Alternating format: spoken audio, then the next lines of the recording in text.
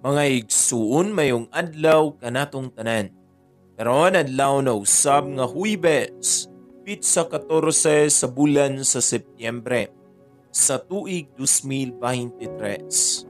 Ug karon mga igsoon na niya nakita sa ikakauhaag tulo nga semana sulod sa tuig.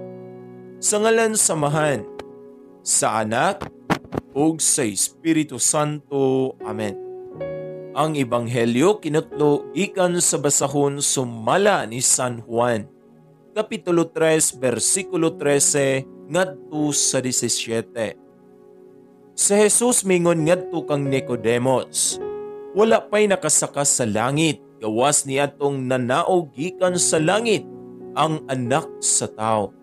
Ingon nga giisa ni Moises dito sa kamingawan ang bitin nga tumbaga nga gibutang og tukon. Ang Anak sa tao inahanglan nga iisa usab aron ang tanan nga motuo kaniya makabaton og kinabuhing walay katapusan. Kay gihigugma pag-ayo sa Dios ang kalibutan ug tungod niini gihatag niya ang iyang bugtong anak aron ang tanan nga motuo kaniya dili mamatay kundili makabaton hinuon sa kinabuhing dayon. Kay wala ipadala sa Dios ang iyang anak nganhi sa kalibutan aron pagsilot, kundili aron pagluwas niini. Mga igsuon, ang Ebanghelyo sa Ginoo. Daygon ikaw, O Kristo.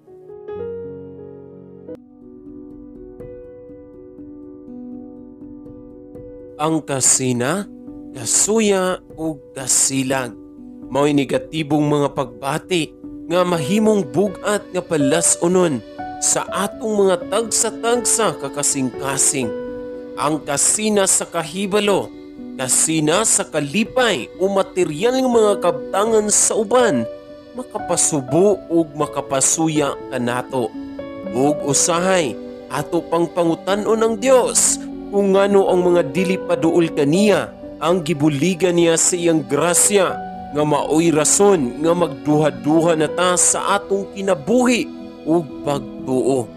Apan mga igsuon ko ni Kristo, ihatag ang imong kaugalingon sa Dios ug paglakaw sa kamatuoran nga nagsunod ni Kristo nga puno sa kalipay ug walay pagbingkil ug kasina sa atong kasing-kasing.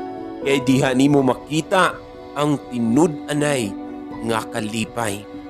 Amahan, pasaylua kami sa among pagkasuyaon sa uban. Gusto namo karon nga maglakaw sa kamatuoran ug mosunod kanimo nga walay kadina sa among mga kasing-kasing. Sa ngalan ni Jesus. Amen.